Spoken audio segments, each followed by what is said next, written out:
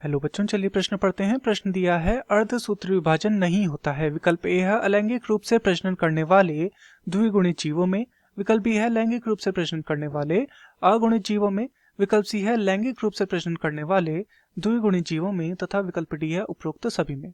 तो इस प्रश्न में हमें अर्धसूत्री विभाजन के विषय में पूछा गया है, अर्थात इस प्रश्न की जो मुख्य अवधारणा है, मुख्य अवधारणा जो इस प्रश्न की है वह अर्धसूत्री विभाजन के विषय में है। अर्धसूत्री विभाजन, अर्धसूत्री विभाजन के विषय में यहाँ पर हमसे पूछा गया है। तो चलिए जानते हैं अर्धसूत्री विभाजन को कि अर्धसूत्री विभाजन क्या होता है। तो अर्धसूत्री विभाजन जो होता है वह एक प्रकार का कोशिका विभाजन है।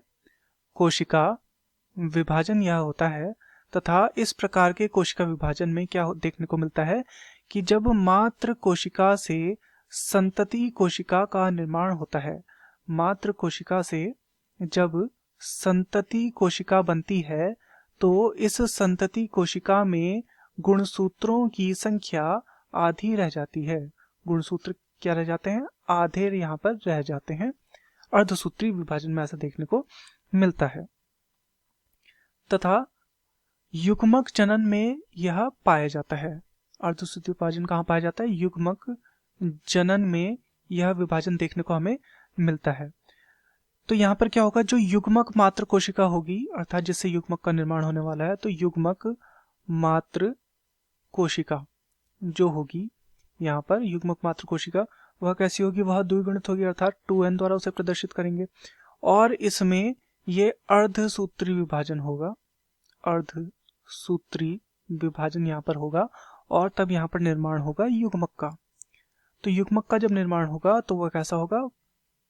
एक अगुणित युग्मक होगा, अर्थात n द्वारा उसे प्रदर्शित किया जाएगा।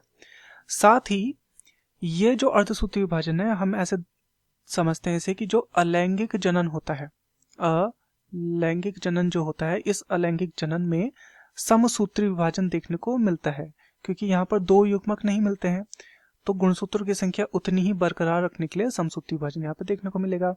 वहीं जो लैंगिक जनन होता है, लैंगिक जनन, लैंगिक जनन में ये जो विभाजन होता है द्विगुणित मात्र कोशिका में अर्धसूत्री विभाजन देखने को मिलता है, जैसा कि हमने यहाँ पर देखा।